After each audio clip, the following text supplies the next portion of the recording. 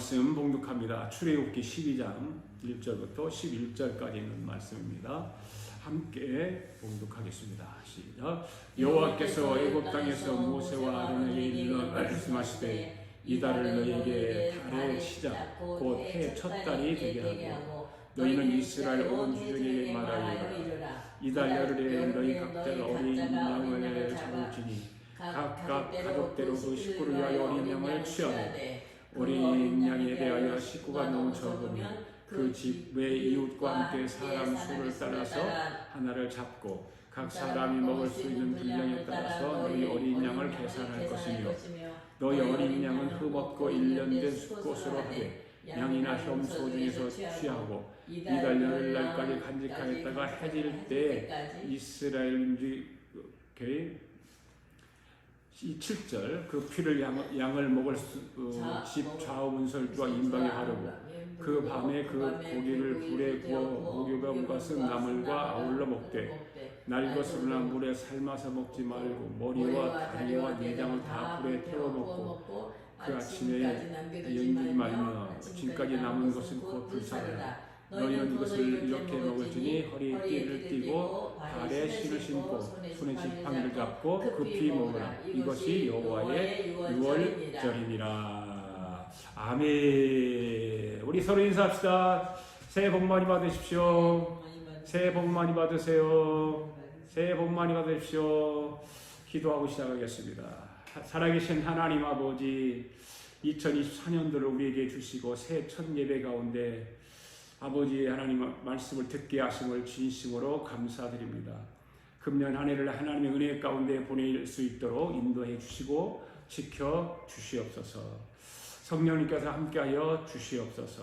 첫 번째 맞이하는 주일부터 하늘 문을 열어주시고 하늘의 크고 비밀한 것들을 예배 가운데 듣게 하여 주시옵소서.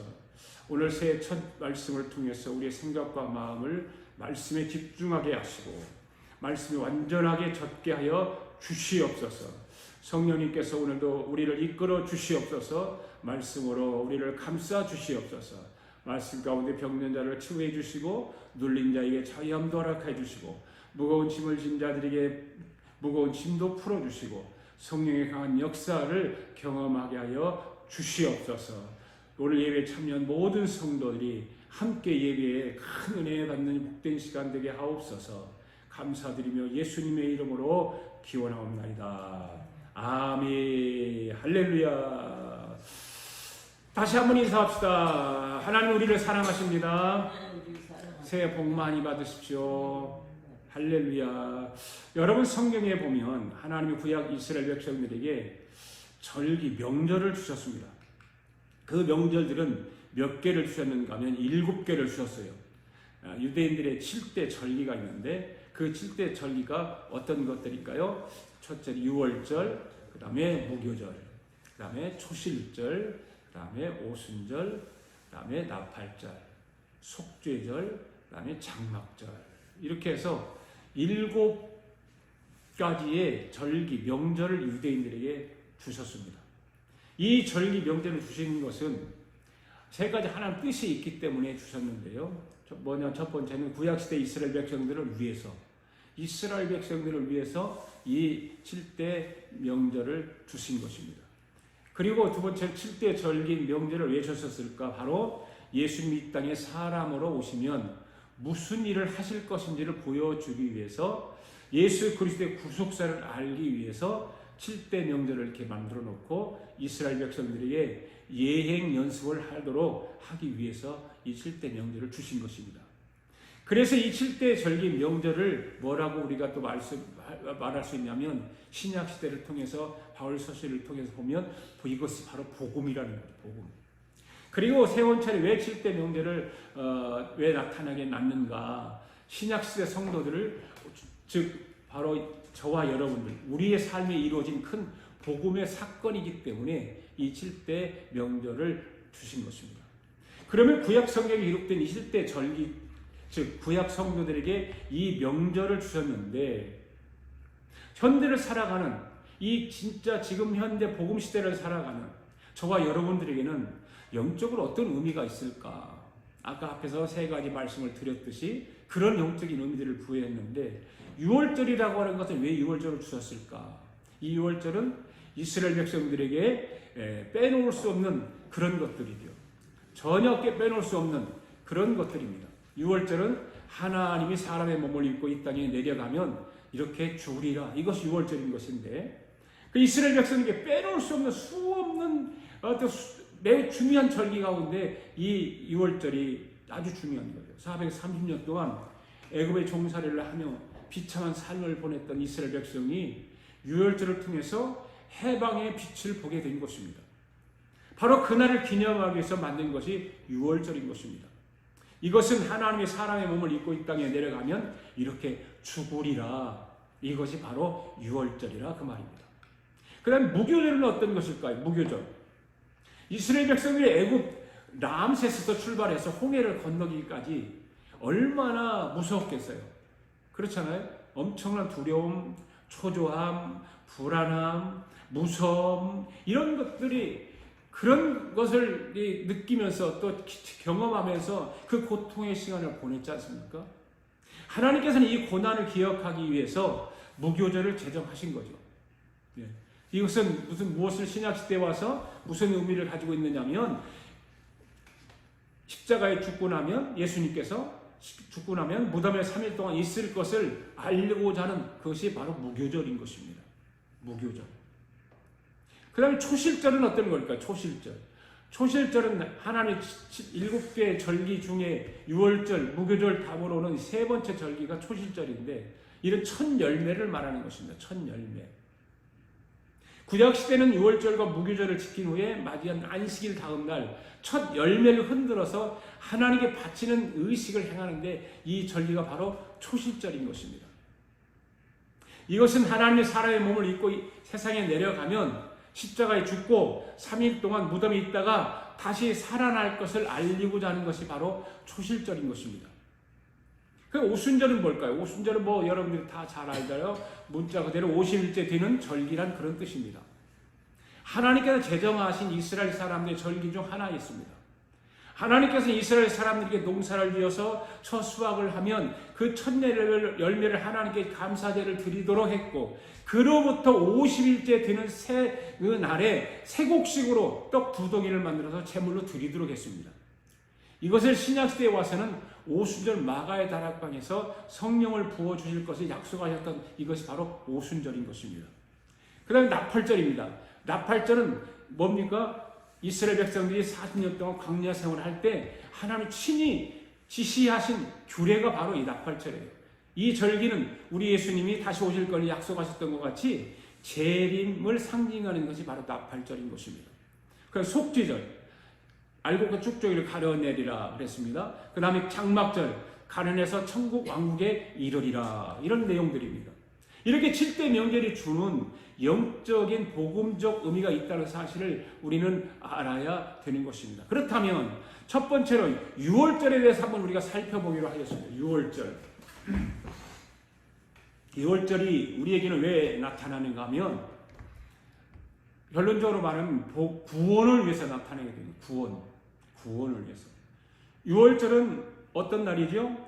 어린 양의 피를 잡아서 지금 여러분들이 보는 화면과 같이 문설주에 피를 바르는 거예요. 그러니까 어린 양이 죽는 날이에요. 6월절은 이스라엘 백성들에게 빼놓을 수 없는 아주 중요한 절기 가운데 하나예요. 430년 동안 애굽의 종살을 하면서 비참한 삶을 보냈던 이스라엘 백성이 6월절을 통해서 해방의 빛을 보게 되었지 않습니까? 그래서 이스라엘 백성들이 6월절이라는 희망 그 자체이고 구원의 절기인 것입니다. 6월절은 라고 하는 단어는 구약과 신약 성경에 수차례 등장을 해요. 특히 출애굽기 12장 13절에 보면 이렇게 말씀하고 있지 않습니까? 함께 읽어볼까요? 시작. 내가 피를 볼 때 너희를 넘어가리니 재앙이 너희에게 내려 멸하지 아니하리라. 지금 우리가 함께 읽은 이 말씀을 통해서 6월절이 가진 뜻을 우리는 이해할 수가 있는 것입니다. 6월절이란 한마디로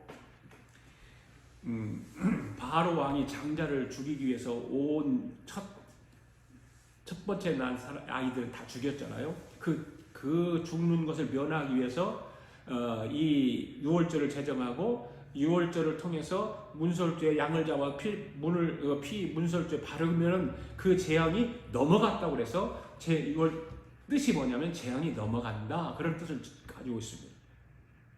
영어로 패스오버죠. 패스오버.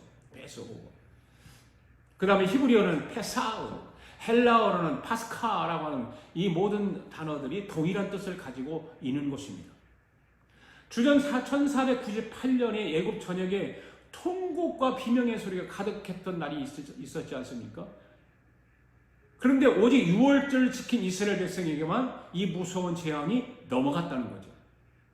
이렇게 여러분이 보시다시피 문설주에 양의 피를 잡아서 피를 가지고 문설주에 바른 사람들은 이 재앙이 넘어갔다는 거예요.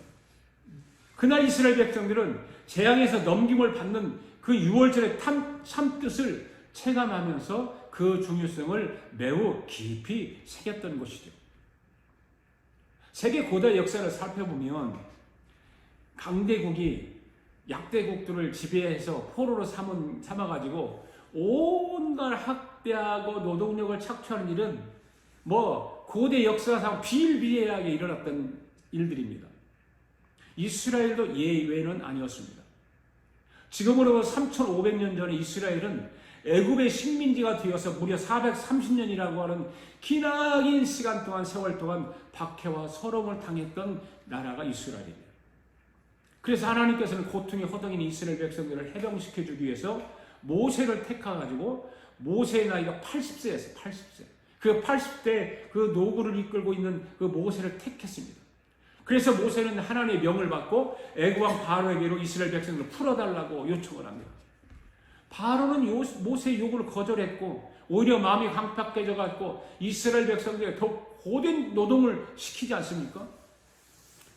그건 그런 걸 보는 하나님께서 그냥 있었겠느냐? 진노하시죠. 그 진노하신 하나님께서는 애굽에 갖가지 재앙을 내리기 시작하죠. 첫 번째 재앙이 뭡니까? 모든 물을 피로 변하게 하는 재앙이었습니다. 그렇죠? 그리고 두 번째는 이에서부터 개구리, 파리, 가축, 돌림병, 악성, 종기, 우방, 메뚜기, 흑암에 이르기까지 이런 모든 재앙들을 애굽에 내렸습니다. 이 애굽이라는 나라는 그래서 순식간에 사람이 살기 힘든 그런 곳이 되었습니다. 그러나 바로의 마음은 여전히 강팍해서 이스라엘의 해방을 허락하지 않습니다. 10번째 재앙이 애굽에 내렸습니다. 모든 장자들과 가축의 초태생들이 일시에 죽음을 당하는 것입니다. 애굽의 바로왕의 첫째 아들과 예인은 아니었습니다. 그런데 신기한 것은 이스라엘 백성들만큼은 장자를 멸하는 재앙에서 모두가 구원을 받았다는 사실입니다. 믿습니까, 여러분? 왜 재앙에서 구원을 받을 수 있었을까요? 바로 10번째 재앙이 내리기 전에 특별한 하나님의 명령을 지켰기 때문인 것입니다. 하나님 말씀에 순종했기 때문입니다. 오늘 그 6월절의 본질에 대해서 오늘 말씀을 드리려고 하는 거예요. 우리가 본문을 읽었던 출애굽기 12장의 말씀이 6월절의 규례잖아요.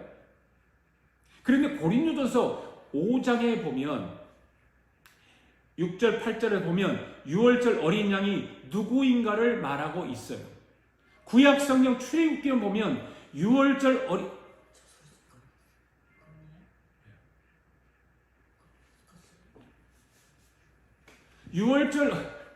어린 양이 누군가를 말씀하고 있는데 고린도전서 5장 말씀 한번 읽어볼까요?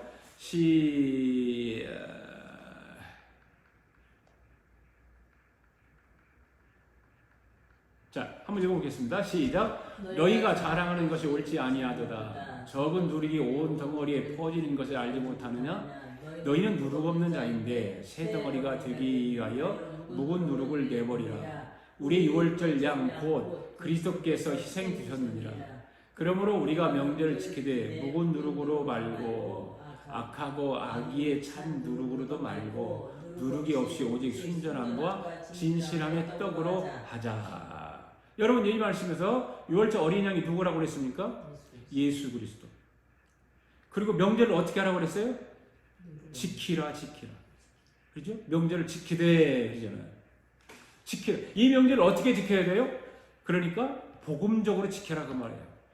구약 시대에 그런 식으로 지키지 말고 이거를 복음적으로 끌어와서 지키라 그 말이에요. 구약의 출애굽기를 지키는 것이 아니라 바울 서신으로 명절을 지켜야 한다 그 말입니다. 어떻게 유월절을 지켜야 합니까? 첫째로 유월절이 시작되게 하라는 거예요. 자, 12절 말씀 한번 읽어볼까요? 이달을 너희에게 달의 시작 곧 해 첫 달이 되게 하라 그랬습니다. 이 말씀을 잘 보세요. 이달을 너희에게 어떻게 되게 하라고 했습니까? 시작이 되게 하라. 오늘이 새해 2024년도 새해 첫 주일입니다. 이 첫 주일을 잘 시작하는 사람은 복된 사람들이죠. 그렇죠? 이 첫 주일을 잘 지켜서 단추를 바로 끼우면 하나님의 놀라운 축복이 임하게 될 줄로 믿습니다. 시작이 되게 하라는 거예요. 여기서 시작이 되게 하라는 말은 무슨 말일까 하면 바로 이런 말일 것입니다. 사람 속에 유월절이 임하는 순간 그때부터 하나님은 그 사람의 영적 나이를 계산하시겠다 그 말이에요.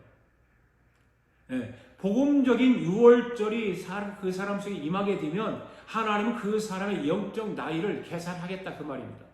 여러분 교회 안에서 절대 영적 나이를 무시하면 안 되는 것입니다. 아멘. 유월절은 영적 나이의 출발인 거예요. 그래 복음적인 유월절을 내 마음에 그래 어린 양을 예수 그리스도로 그 복음적인 메시지로 영적인 의미를 가지고 내 안에 예수 그리스도를 모셔드리면 내 영적 나이 출발점이 바로 그날이라고 말해요. 믿습니까? 예수님을 믿고 난 나이와 믿지 않고 있던 나이와 다른 거예요. 새 것이 되는 거죠. 그러니까 예수 그리스도의 탄생을 기준으로 기원 전과 기원 후가 나뉘었잖아요. 그렇죠? 그렇듯이 이스라엘의 애굽은 새로운 구속 역사의 분기점이 된다는 것을 우리는 알아야 되는 것입니다. 여러분 이스라엘 백성들이 애굽 땅을 나서는 것은 단순히 거주지를 옮기는 정도의 의미가 아닌 것입니다. 애굽에서의 노예 생활을 청산하고 하나님의 거룩한 백성이 되는 새로운 출발점임을 우리는 보여주기 때문에 우리는 그것을 깊이 알아야 되는 것입니다. 여러분 구원의 체험을 가진 성도는 어떤 사람일까요? 어떤 사람이 구원의 체험을 가진 성도일까요? 이 세상 사람들이 전혀 경험하지 못하고 그 의미조차도 알지 못하는 구속의 역사, 구속 역사의 신비를 알고 있는 사람, 바로 그 사람이 구원의 체험을 경험한 사람입니다. 할렐루야. 구속의 역사를 체험하지 신비한 그 역사를 경험하지 못한 사람은 그거를 깨닫지 못하고 듣기는 들었는데 경험하지 못한 사람들은 그런 구원의 체험을 없는 사람들입니다. 여러분 구원의 체험이 있습니까? 구원의 신비를 경험했습니까? 그러므로 오늘날 성도의 인생에 있어서도 구원받기 이전의 삶과 구원받고 난 이후의 삶은 새로운 분명한 분기점이 있어야 되는 거죠. 그렇죠? 그렇잖아요, 여러분?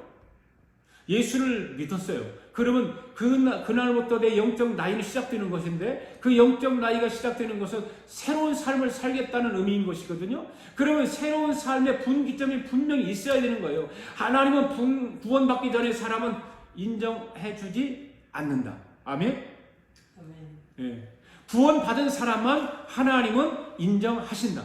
할렐루야? 그 분기점이 무엇일까?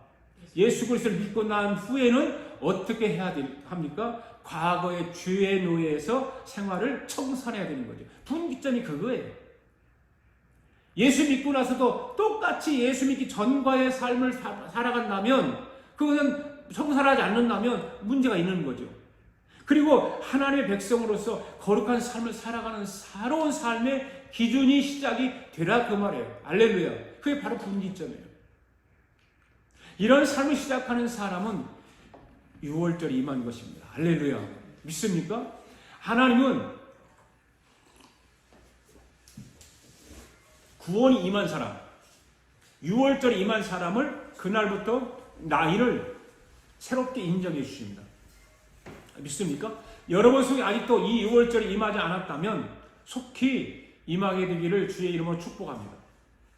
교회는요, 영적 나이를 가지고 일하는 것이죠. 한 살이라도 젊었을 때 임하게 되기를 바랍니다. 어떻게 6월절을 지켜야 할까요? 어떻게 6월절을 지켜야 될까요? 각각 먹으라. 각각 먹으라. 자, 3절 말씀 읽어볼까요? 너희는 이스라엘 온 회중에게 말하이르라. 이달 열흘에 너희 각자가 어린 양을 잡을지니 각 가족대로 그 식구를 위하여 어린 양을 취하되. 각각 먹으리라고 하는 말이 무슨 말인가 하면 구원은 1대1이라 이 말입니다. 각각 취하라 그랬잖아요. 각각. 예. 아버지가 먹는 거 아들이 갖고 그런 것이 아니라 아들 것 따로, 엄마 것 따로, 아들 것 따로, 딸 것 따로, 내 것 따로. 바로 1대1이라는 거예요. 구원은 1대1인 것입니다. 아버지가 구원받았다고 아들도 구원받는 것이 아닙니다.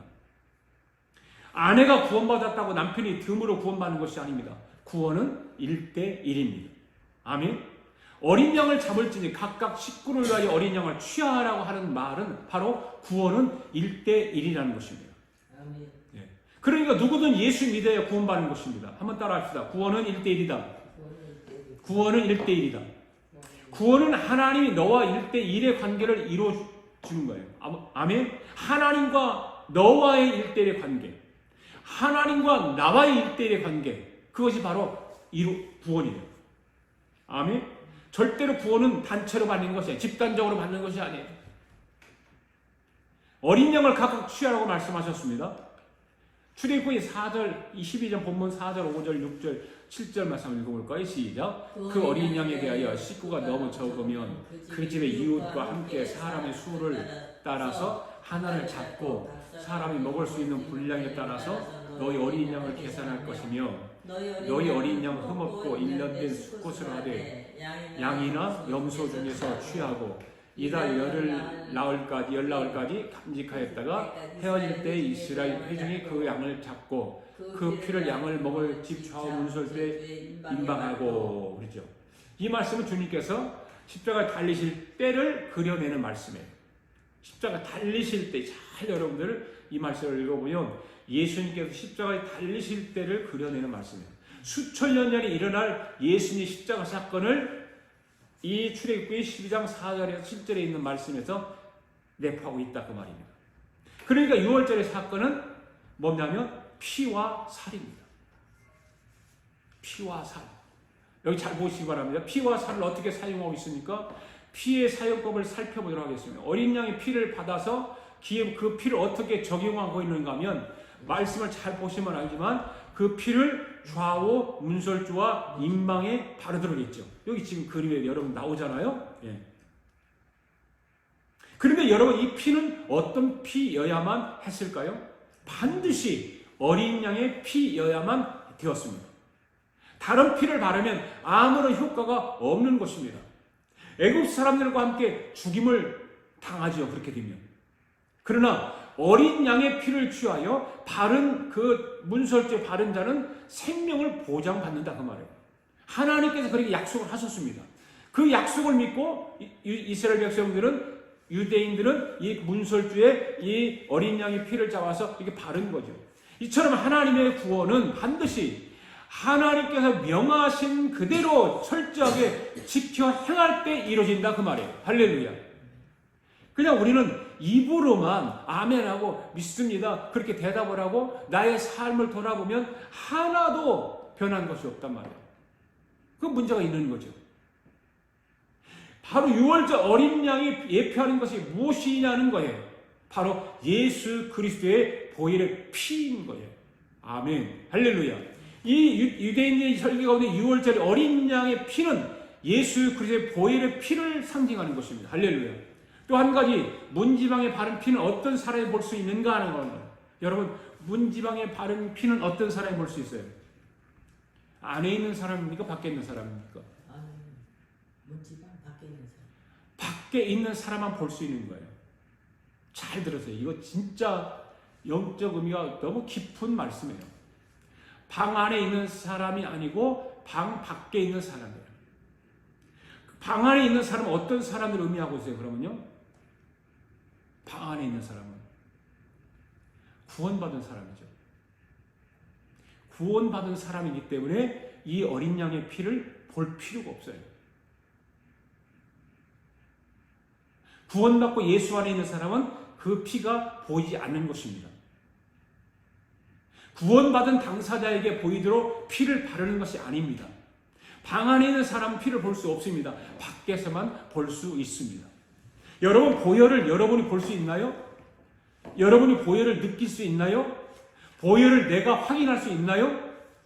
여러분, 보혈은 내가 믿는 것이 아닙니다.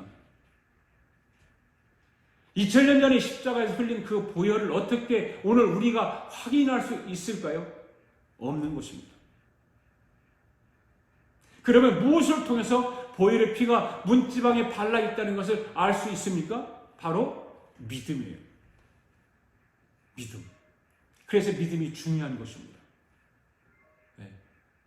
내가 가지고 있는 믿음이 얼마만큼 중요한 것인지를 우리는 알 수 있습니다. 2000년 전에 우리 주님께서 나를 위해 피 흘려 죽으셨다는 것을 그냥 받아들이고 믿으면 되는 것인데 그거를 못 믿는다 그 말이에요. 이것을 확인할 수도 느낄 수도 없는 거예요. 한번 따라해 보시기 바랍니다. 피는 느끼지 못한다. 피는 느끼지 못한다. 네. 그런데 많은 사람들이 유월절에 대해서 실패하는 이유는 보혈의 피를 느끼려고 하기 때문이에요. 그런데 아무리 힘을 써와도 보혈의 피를 느낄 수가 없어요. 예수 그리스도의 보혈의 피는 믿는 것입니다. 아멘. 네. 오직 믿음으로. 할렐루야. 네. 예수의 피는 느끼는 것이 아니라 믿는 것이다. 시작. 예수의 피는 보는 것이 아니라 느끼는 것이다. 할렐루야. 믿는 것이다. 믿는 것이다. 네. 구원의 당사자는 피가 보이지 않습니다. 구원받은 사람은. 아멘. 밖에서만 보이는 거예요. 밖에서만 보일 수 있도록 하는 거예요. 그래야 그 피를 보고 믿는 자는 다 구원받는 거예요. 그래서 보혈 피에 3대 지향점이 있는데 3대 지향점이 뭘까? 보혈의 능력인데 첫째, 예수의 보혈 앞에서는 하나님의 공의의 심판도 지나간다는 거죠. 아, 이게 놀라운 거 아닙니까? 하나님은 공의 심판자이시거든요. 그런데 보혈 앞에서 하나님 공의도 심판이 지나가는 거예요. 자, 7절과 13절 말씀 한번 읽어봅시다. 시작. 그 피를 양을 집 좌우 문설주와 인방에 바르고 13절 내가 애굽 땅을 칠 때에 그 피가 너희는 사는 집에 있어서 너희를 위하여 표적이 될지라 내가 피를 볼 때에 너희를 넘어가리니 재앙이 너희에게 내려 멸하지 아니하리라. 할렐루야. 여러분, 이 말씀이 무슨 말씀입니까? 이 말씀은 이스라엘 백성들이 유월절 어린 양의 피를 문설주와 인방에 바르고 그 집 안에 머물기만 하면 장자 재앙으로부터 구원받게 된다는 거죠. 하나님의 공의를 만족하는 것이 보혈의 피입니다. 하나님의 공의가 보이도록 하는 것이 보혈의 피인 것입니다. 하나님은 보혈의 피를 믿는 사람들에게는 하나님의 공의가 지나가는 것입니다. 할렐루야. 네. 유월절은 지나간다, 넘어간다는 뜻을 가지고 있습니다. 그래서 보혈의 피를 믿는 사람은 죽음의 사자가 통과해서 지나간다 그 말입니다. 할렐루야. 악한 영들이 틈타지 못하는 것입니다. 보혈의 피를 믿는 사람들은 악한 영들, 사탄 원수 마귀가 틈타지 못하는 것입니다. 죽음의 사자가 통과하는 거예요. 죄로 인해서 죽어야 하는데 보혈의 피를 믿기 때문에 하나님의 공의가 그냥 건너 뛰어 지나가는 것입니다. 할렐루야. 믿습니까? 그만큼 믿음이 중요하다 그 말이에요. 그만큼 믿으면 심판이 물러간다. 할렐루야. 하나님의 심판이 그냥 지나가는 것이 가는 것. 믿으면 하나님 심판이 그냥 지나가는 거예요. 할렐루야. 그 다음에 두 번째, 예수 그리스도의 보혈의 능력은 뭘까? 예수 그리스도의 보혈 앞에서는 사단도 따라간다. 죽음의 사자가 보혈의 피를 보고 그가 갔던 보고 지나갔던 것과 마찬가지로, 그죠? 보혈의 피를 보고 죽음의 사자가 지나갔잖아요. 그죠? 그러잖아요. 넘어갔잖아요. 거기는 그 집 안에는 침투 안 했어요. 안 죽였어요. 죽음의 사자가 들어가지 못했어요. 뭐 때문에? 보혈의 양의 피 때문에. 보혈의 피 때문에. 마찬가지로 예수 그리스도의 보혈의 피를 믿는 자는 사단이 떨면서 떠나가는 것입니다. 할렐루야. 믿습니까? 여러분 예수 그리스도의 보혈을 믿습니까? 아멘. 그러면 사단은 떠나가는 것입니다. 사단이 손을 대지 못하는 것입니다. 예. 왜 그럴까요? 소유권이 사단에게서 주님에게로 넘어갔기 때문에 그런 것입니다. 할렐루야. 예수 믿는 사람들은 그래서 이만큼 축복인 거예요. 저는 소유권이 우리는 예수 안 믿었을 때는 우리의 소유권이 사단에게 있었는데 예수를 믿고 나면 우리의 소유권이 주님에게로 넘어가는 거예요. 할렐루야. 그렇기 때문에 사단이 어떻게 우리를 하지 못하는 것입니다. 보혈의 피를 믿으면 소유권이 주님께로 넘어간다. 시작. 보혈의 피를 믿으면 소유권이 주님께로 넘어가. 할렐루야. 여러분의 모든 것이 여러분의 것이 아닙니다. 사단의 것이 아닙니다. 누구의 것입니까? 하나님. 주님의 것. 할렐루야. 여러분의 삶은 누구의 것입니까? 주님의 것. 할렐루야. 여러분 예수 그리스도의 보혈의 피가 여러분을 지켜주실 줄 믿습니까? 할렐루야. 그럼 세 번째 예수 그리스도의 보혈의 능력은 뭘까요? 보혈 앞에서는 예수 그리스도의 보혈 앞에서는 인간의 양심도 이긴다. 여러분 사람은 누구나 자기 속에 뭐가 있어요? 양심이 있죠. 양심. 여러분 양심이 있어요? 없어요? 양심이 있잖아요. 네. 양심은 다 있어요. 이 세상 모든 사람들은 죄를 짓고 살아갑니다. 그런데 죄 지은 것을 자기는 모르지만 자기 안에 양심은 알고 있어요. 알고 있어요. 다른 양심은 알고 있다는 것은 나도 알고 있다는 소리거든요. 그런데 나는 오랜 세월이 지나면 잊어먹을 수도 있어요. 모를 수도 있어요. 그런데 양심은 알고 있어요. 네. 여러분 양심을 이길 수 있을까요? 양심을 속일 수 있을까요?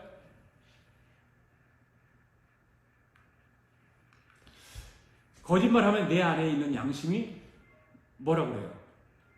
너 거짓말 했잖아 그러잖아요. 네. 죄를 지면 너 죄 지었잖아. 자꾸 양심이 말은 나에게 하는 거예요. 네. 너 거짓말하고 죄 지었으면 어떻게 그렇게 뻔뻔하냐?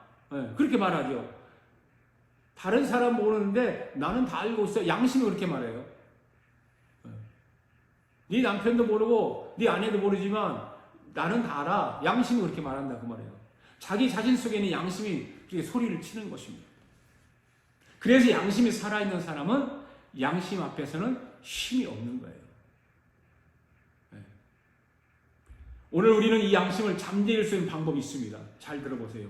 양심을 그런 내 죄를 지적하고 자꾸 책망하고 자꾸 끄집어내고 그를 생각나게 하고 이 양심이 그러는 거거든요. 그럼 그 양심을 잠재울 수 있는 방법이 있어요. 뭘까요? 계속해서 내 안에 있는 양심이 나를 정죄하고 할 때 6월절 어린 양 되시는 이 보혈의 피가 그 사람 속에 있는 사람은 당당해야 한다는 거예요. 뭐가 있는 사람? 어린 양의 보혈의 피가 있는 사람.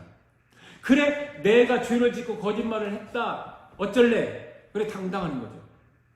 양심이 나에게 그렇게 뭐 생각나게 하고 막 고자질하고 말을 하게 되면 그렇게 그래 내가 죄를 짓고 거짓말했다 어쩔래. 2000년 전에 우리 가운데 오신 6월절 어린 양 되시는 우리 예수님이 나의 거짓과 죄를 대신해서 십자가에 피 흘려 다 흘려 주셨고 다 십자가에 죽으셨다. 왜 피를 흘리셨느냐 아냐? 바로 내 안에 있는 양심을 소리치는 이것을 잠재우기 위해서 주님의 피를 흘리신 거야.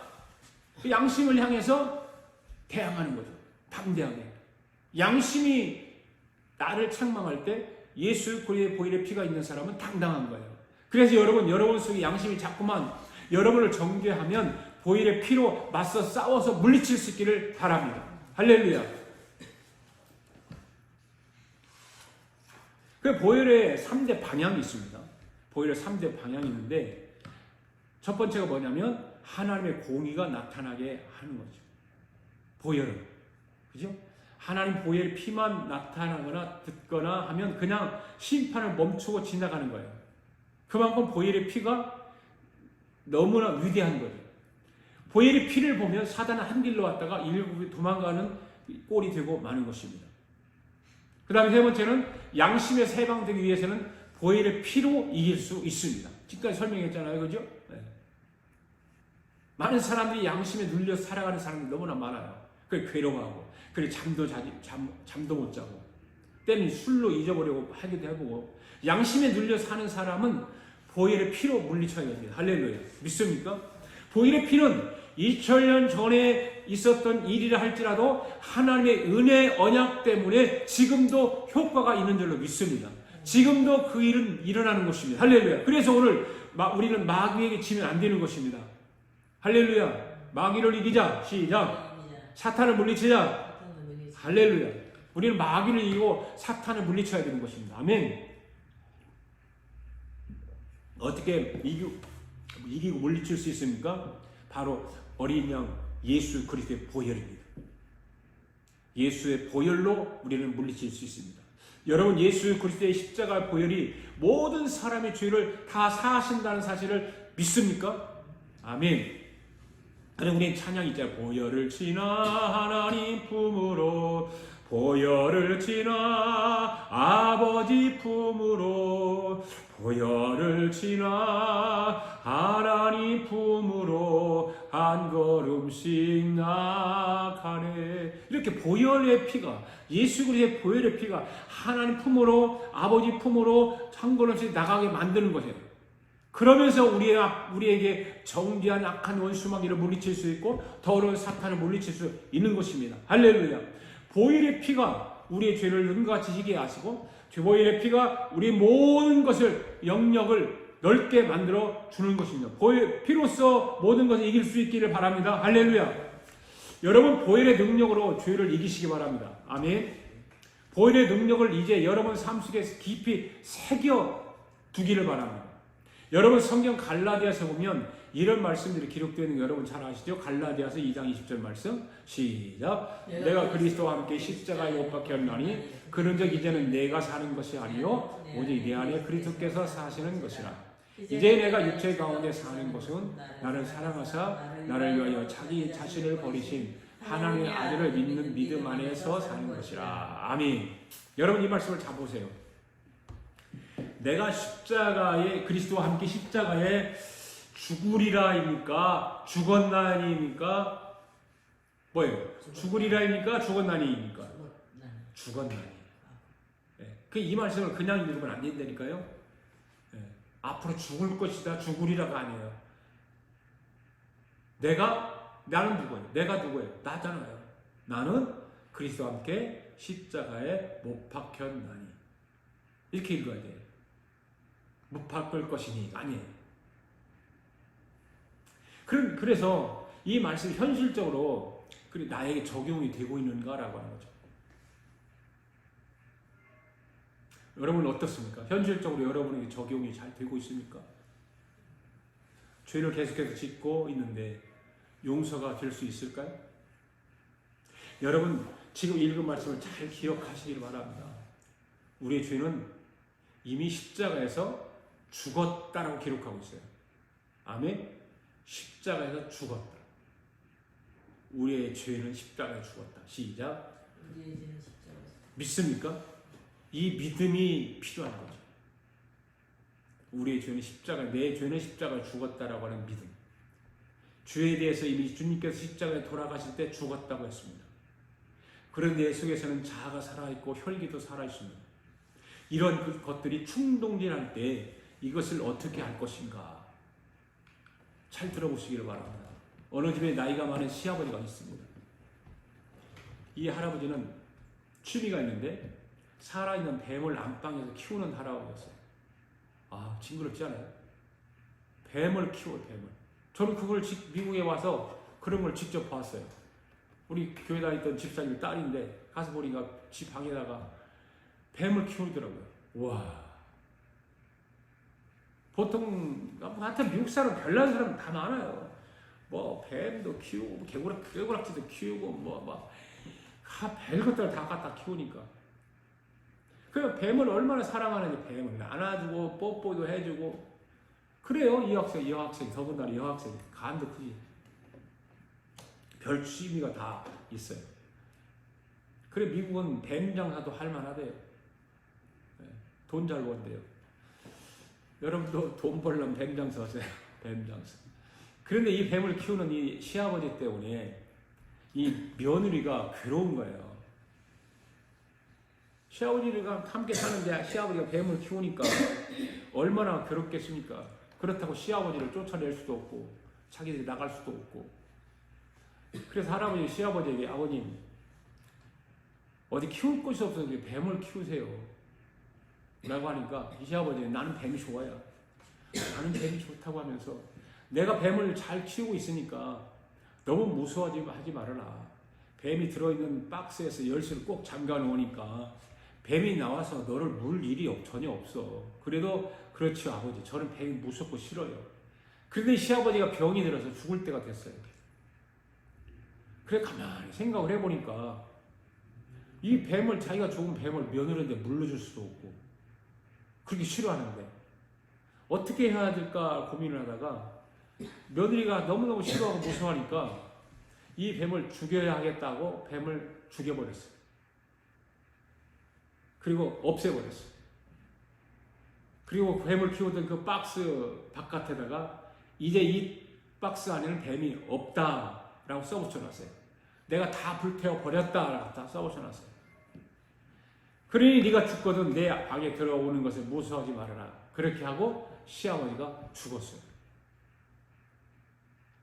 장례식을 다 마치고 시아버지가 계시던 방에 들어와서 박스를 보니까 박스 위에다가 애야 네가 무서워하던 뱀을 다 죽여 불태워버렸으니 이제 너는 더 이상 무서워하지 말고 안심하거라 하고 써놓았습니다.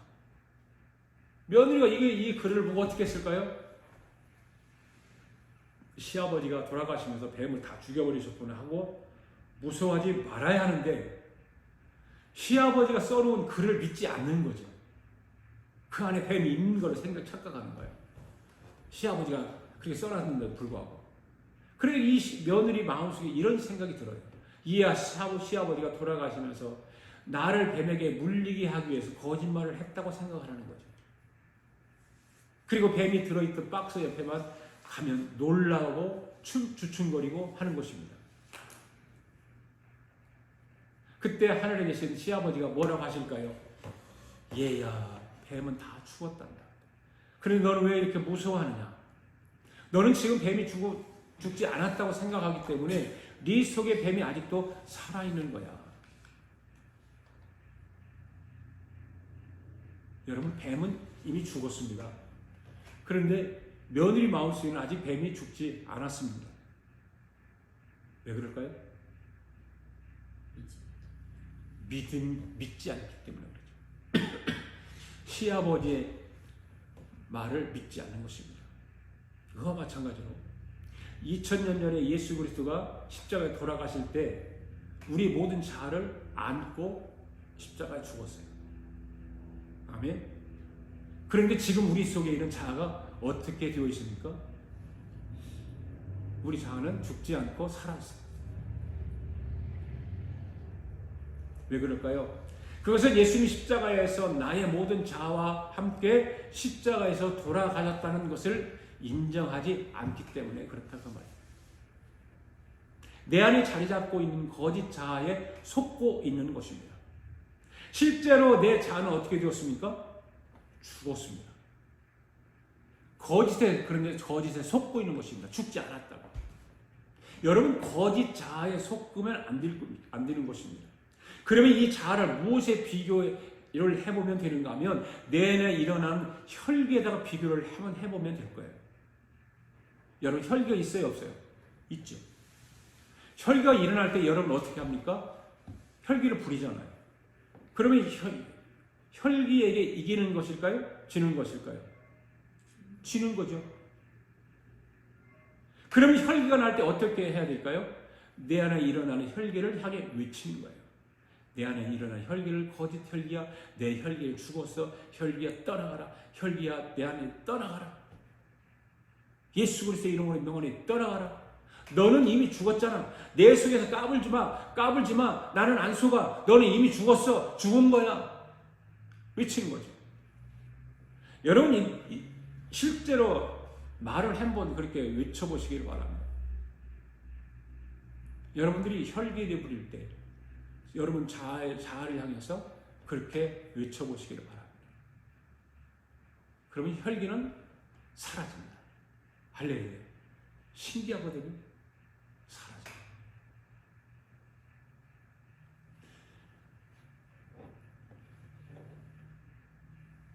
그러면서 떠나가는 혈기가 혈기를 향해서 외치면 그 나가는 혈기가 말합니다.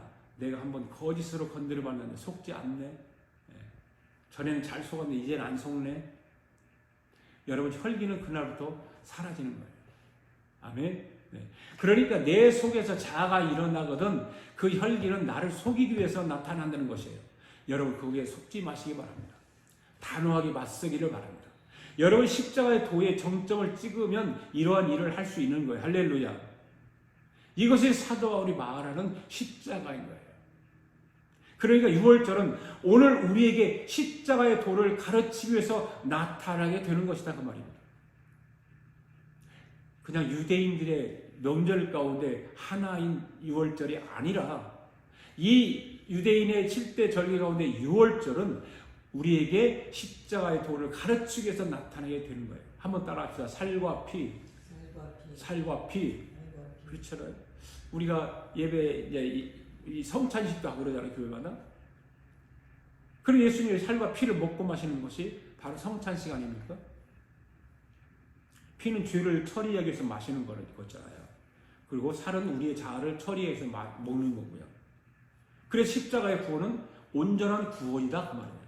온전한 십자가 구원은 온전한 구원이에요. 믿습니까? 네. 6월절의 능력으로 죄를 이기고 6월절의 능력으로 자아를 이길 수 있기를 바랍니다. 할렐루야.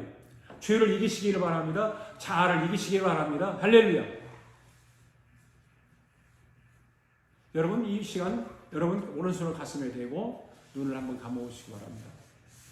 이렇게 기도할 수 있기를 바랍니다. 6월절 능력을 통해서 죄를 이기게 해주십시오. 6월절 능력으로 내 자아를 이기게 해주십시오. 내 안에 있는 죄와 죽지 않고 살아있는 자아를 없애도록 성령님 도와주시옵소서.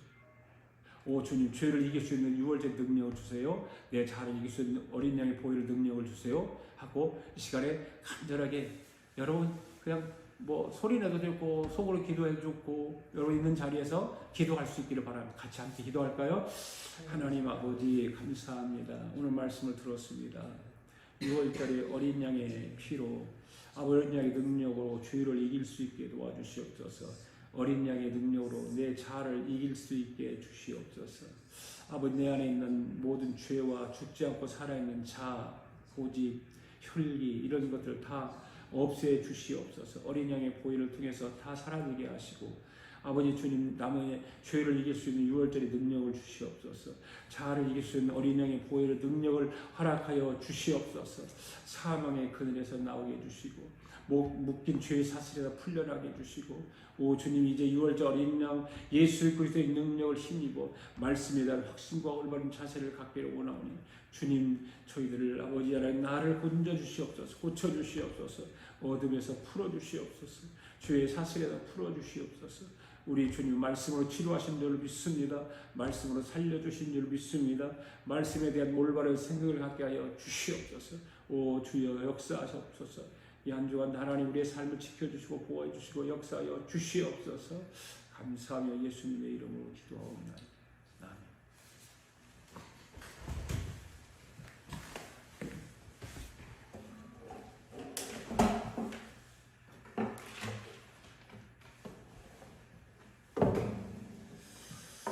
함께 찬양 부르면서 하나님 앞에 예물 올려드리겠습니다. 오라 내가 새 이름 나 이리로 왔다. 이제는 강하시니 너희가 보호한 오라 오라 내가 새 이름